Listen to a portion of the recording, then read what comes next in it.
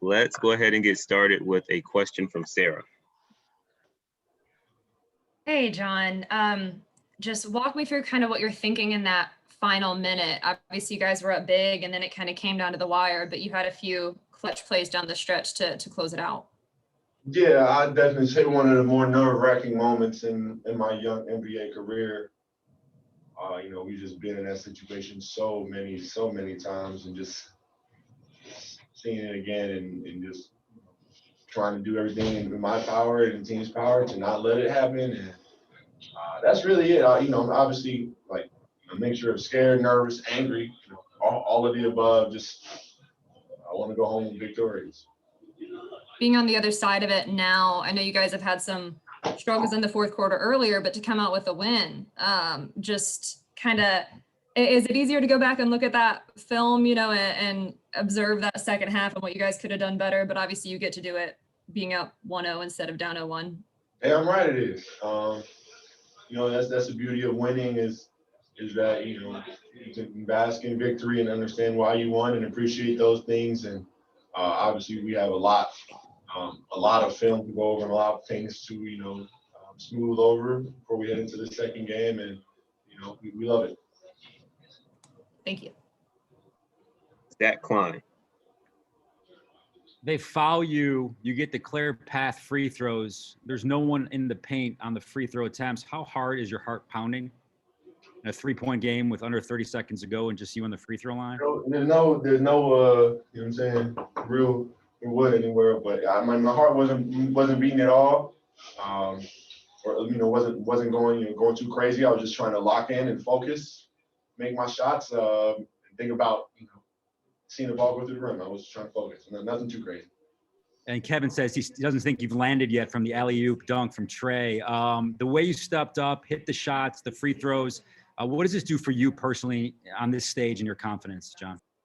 No, this is, what I've been working my entire career for, to perform, on the big stages and help my team win games, in whatever way I can. If that means I got to dunk on somebody, then so be it. Make a couple free throws, so be it. I want to win. I just want to win. Steve Hummer. Yeah, John, I know you've taken a lot of pride in the way you've developed your 3-point shot. What do you think about overall the way this team shot and made a team record number of playoff threes? Really? Yeah. Okay, damn. I'm happy about that. You know what I mean? The more shots, the merrier for me. Obviously, I'm just happy I can, chime in on that. I know Bogey had a great shooting night. Trae was giving him love. Kevin, I really feel like all of our shooters, had solid nights. And that's just the benefit of having so many guys who can really shoot the ball, and having a guy like Ice who can find them, and us doing our parts. Does that also explain the success at the free throw line? Because that was a huge difference in this game as well. Yeah, big time. Our ability to not only get to the free throw line, but to make them, and to have a group full of guys who can do so. I think in that final minute, or another different roster situations, but Gallo, myself, Kevin, Bogey, Trae, everybody on that floor can space and shoot free throws and create. So it's just very dangerous. Well, Clint's the only guy who missed a free throw. Are you going to give him any grief about that now? No, man. CC's done a great job, trying to develop his free throw all year. And he had a very tough job guarding big fella tonight. So yeah, hats off to CC. We always know he does his job, and he'll be back. Alex Glaze.